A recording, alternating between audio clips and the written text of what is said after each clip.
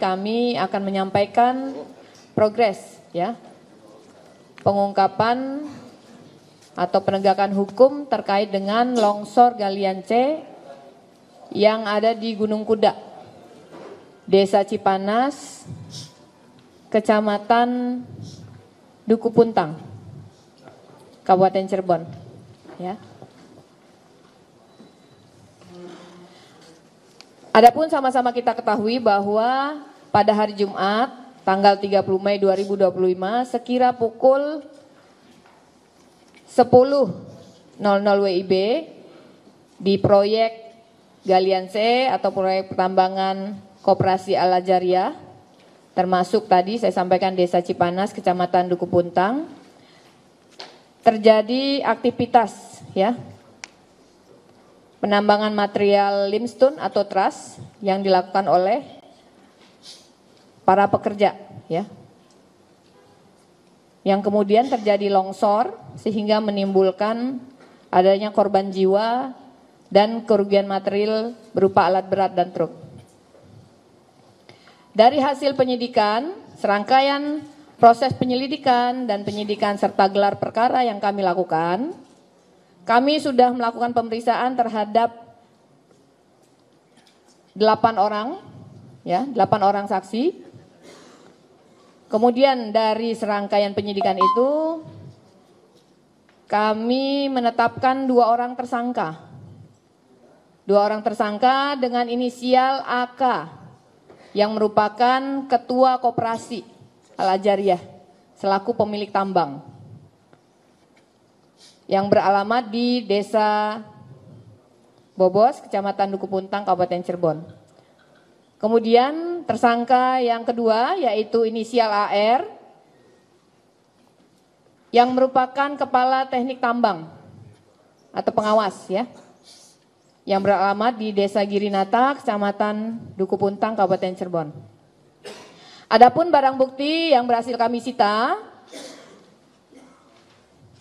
ya, yaitu 1 kendaraan Isuzu dump truck Nopol S9044HG, kemudian 1 unit kendaraan Mitsubishi dump truck warna hitam Nopol S9665HD, kemudian 1 unit kendaraan Hino dump truck warna hijau kombinasi Nopol S9858HD, kemudian 1 ekskavator Dawson PC200 warna oranye, kemudian 3 ekskavator PC200 warna kuning, 1 bendel surat keputusan Kepala Dinas Penanaman Modal dan Pelayanan Terpadu 1 Pintu Pemerintah Daerah Provinsi Jawa Barat. Kemudian nomor 540-64-29.1.70.0 DPMP TSP 2020 tentang izin usaha pertambangan koperasi produksi koperasi Al Ajariyah yang ditetapkan tanggal 5 November 2020.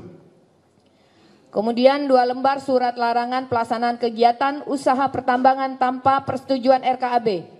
Nomor 3 garing ES.05.02 garing CD garing .7 Romawi dari kantor cabang dinas SDM wilayah 7 Cirebon tertanggal 6 Januari 2025.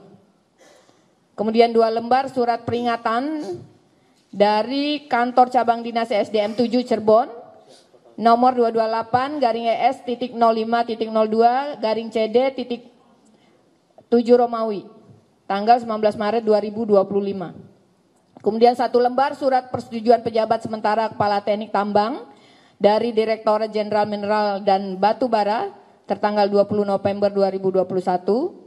Kemudian 1 lembar surat hasil uji kompetensi pengawas operasional pertambangan mineral dan batu bara tertanggal 21 Oktober 2021, 4 lembar surat keputusan LSP Energi Mandiri nomor 344 garing SK garing LSP strip PM garing 03 garing 10 garing 2021 tentang skema sertifikasi pengawas operasional pertama, pengawas operasional media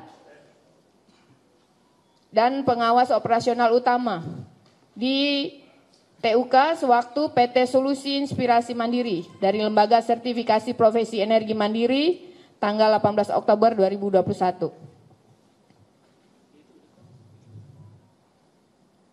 Adapun modus operandi ya, tersangka AK mengetahui adanya surat larangan pelaksanaan kegiatan usaha pertambangan tanpa persetujuan RKAB yang ditujukan kepada pemegang IUP dan mengetahui adanya surat larangan dari kantor cabang Dinas SDM 7 Cirebon untuk pelaksanaan kegiatan usaha pertambangan tanpa persetujuan RKAB tanggal 8 Januari 2025. Kemudian muncul kembali surat peringatan yang ditujukan kepada pemegang IUP Ketua Koperasi Al-Ajariyah pada tanggal 19 Maret 2025 berupa peringatan kepada pemegang IUP untuk menghentikan kegiatan usaha pertambangan tahap operasi produksi sampai dengan batas waktu yang tidak ditentukan. Tetapi yang bersangkutan tidak mengindahkannya, ya. Kemudian tersangka AR mengetahui adanya surat larangan pelaksanaan kegiatan usaha pertambangan tanpa persetujuan RKAB yang ditujukan kepada pemegang IUP dan mengetahui surat peringatan dari kantor cabang Dinas SDM 7 Cirebon untuk menghentikan kegiatan usaha pertambangan secara khusus pada lokasi TKP. Kemudian tersangka AK tetap melaksanakan kegiatan pertambangan dan memerintahkan tersangka AR untuk menjalankan operasional kegiatan pertambangan. Tersangka AR sesuai dengan arahan tersangka AK tetap melaksanakan kegiatan operasional pertambangan dengan tidak mengindahkan keselamatan dan kesehatan kerja atau K3. Akibat dari pelaksanaan kegiatan pertambangan tersebut menyebabkan terjadinya longsor sehingga menimbulkan korban jiwa, ya. Yang sampai saat ini sudah ditemukan 19 orang. Terhadap para tersangka dikenakan, kami sangkakan pasal 98 ayat 1 dan ayat 3 Undang-Undang Nomor 32 Tahun 2009 tentang perlindungan dan pengelolaan lingkungan hidup. Ancaman pidana penjara paling singkat 5 tahun, paling lama 15 tahun. Dan denda paling sedikit 5 miliar dan paling banyak 15 miliar. Dan atau pasal 99 ayat 1 dan ayat 3 Undang-Undang 32 tahun 2009 tentang perlindungan dan pengelolaan lingkungan hidup dengan ancaman pidana penjara paling singkat 3 tahun dan paling lama 9 tahun, denda paling sedikit 3 miliar dan paling banyak 9 miliar. Dan atau pasal 35 ayat 3 junto pasal 186 Undang-Undang Nomor 13 tahun 2003 tentang ketenaga kerjaan sebagaimana yang telah diubah dalam Undang-Undang Nomor 6 Tahun 2023 tentang penetapan peraturan pemerintah pengganti Undang-Undang Nomor 2 Tahun 2022 tentang Cipta Kerja menjadi undang-undang dengan ancaman pidana paling singkat 1 bulan dan paling lama 4 tahun. Pengurus dan atau pengusaha yang tidak menyediakan atau memberikan alat pelindung diri diwajibkan kepada tenaga kerjanya dan atau pemberi kerja yang tidak memberikan perlindungan keselamatan kepada tenaga kerjanya, ya. Kita sangkakan pasal 3 junto pasal 14, pasal 15 Undang-Undang Nomor 1 Tahun 70 tentang keselamatan kerja dengan kurungan selama-lamanya 3 bulan dan denda setinggi-tingginya Rp100.000.